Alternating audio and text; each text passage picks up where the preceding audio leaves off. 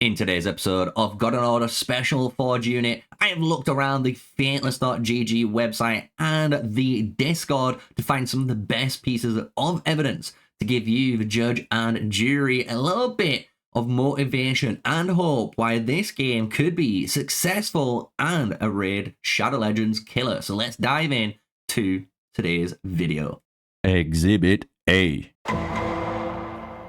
During a video, my last video I did, Shamash and Walter already knocking it out the park, producing this guy in 3D.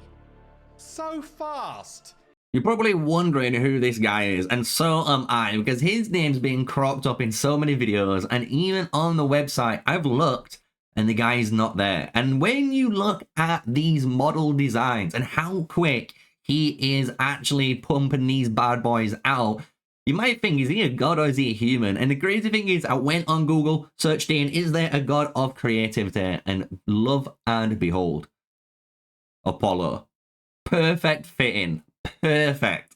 So the thing is with Exhibit A, as you guys can see in the background, with all jokes aside, we have some amazing 3D models. And the 3D models you have access to Godforge are looking absolutely stunning. They are not actually shy to show any sort of detail, and they are trying to keep kind of close to maybe how the myths and legends interpret them, but in their own creativity, which is really interesting, right? Because you can look at certain heroes, like you can see in Hercules, it's a lot more different compared to a Hercules in Smite, right? Or even in the Disney shows, right? And Disney films. So it's a really interesting take to see how all of these gods are being approached within Godforge. So if that's not one reason why you shouldn't be looking at Godforge already and checking out some of the content and getting involved, hopefully the next one should. Exhibit B.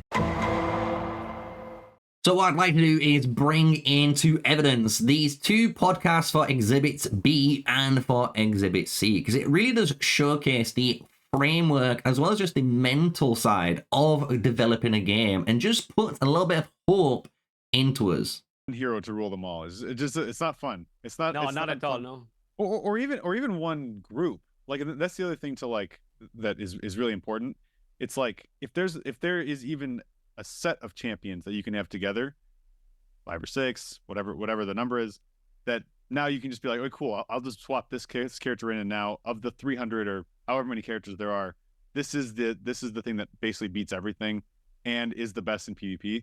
That's the other problem. Like I think kind of going back to what we're kind of leading towards is like what are the ways to really, break things up and give and have the right pieces of content, right puzzles for people to solve. And it's things like this. If you watch the podcast that is available on the Fateless.gg YouTube, you're going to find a little bit more of an insight, right? Compared to actual different developers that kind of hide away any of their game development, these guys are being completely transparent, showcasing animations, showcasing philosophies that they've done particular like from other games, right? Because there's always that one team, that one hero, right, that always ruins the meta no matter what game you play. And it is one of the hardest dilemmas a development team always is gonna be going against. It's kind of this tug of war going against each other, trying to create something really innovative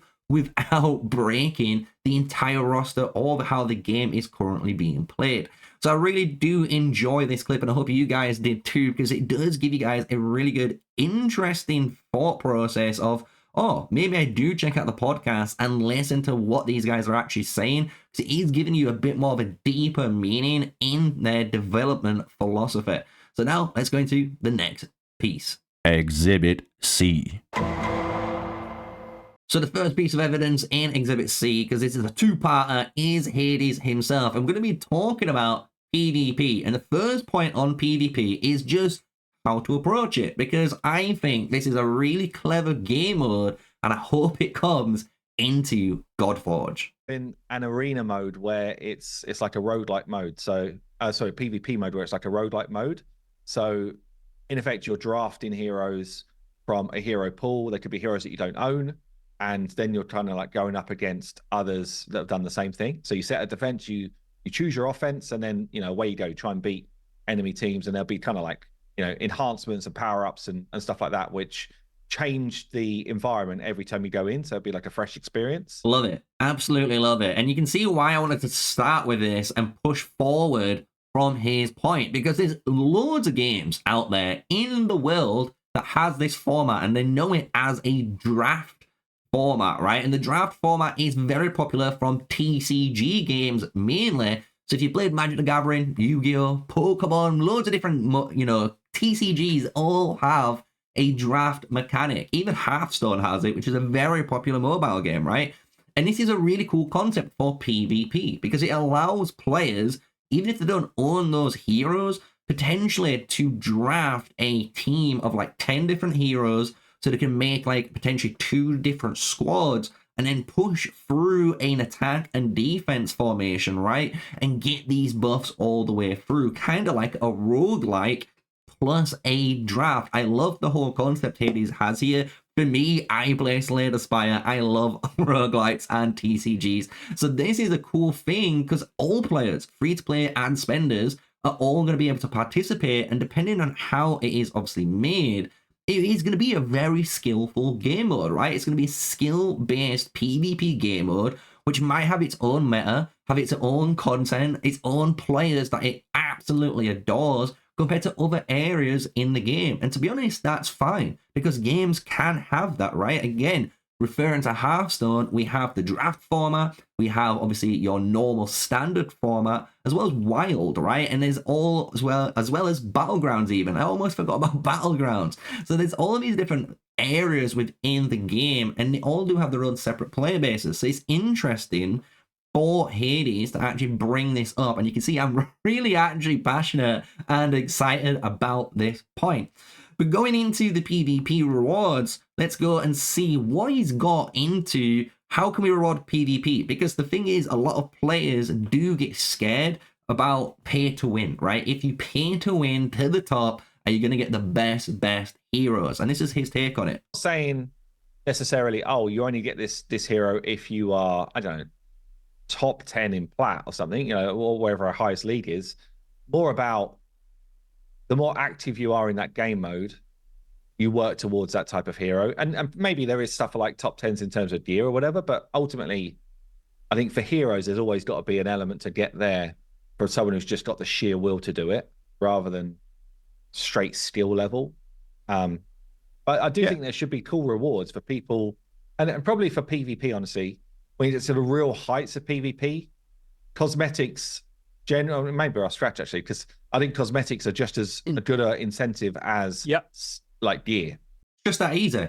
It's just that easy. And this is kind of why I'm excited for Godforge, guys, because just the way they're approaching a problem with easy solutions that everyone honestly would have said themselves, being a gamer and them all being kind of content creators in the past for so many years in these game genres, they know what players want because they are them, right? So I love the fact that they're even willing to just say, right, maybe the top players don't need to get a hero. Maybe they just get some insane exclusive cosmetic for that season that no one else can get. And that's like that bit of, the little icing, cherry on top of the cake, let's just say, right, on Godforge. And that's kind of why, in total, today's episode of God and Order Special Forge Unit was created, because a lot of people are probably wondering about the game, right, and the company, and why me personally, I'm starting to do a lot more content and going into Godforge itself. Hopefully I get the beta side up and we can get some amazing gameplay breakdown, but I am going to be doing a lot more content on the channel all on this. So I hope you understand why now, because this is a really promising game. The studio has their head screwed on correctly, and I love to see everything that they've been saying so far. So if you guys have enjoyed the video, you've enjoyed the editing, you know what to do. Smash like, comment, and subscribe. My name's MrSneakyy, the one and only. I do other different, content. You can check it out if you want, but I am going to be doing a lot more Godforge stuff in the future. So with all that said, stay safe, guys. Stay sneaky. Peace out.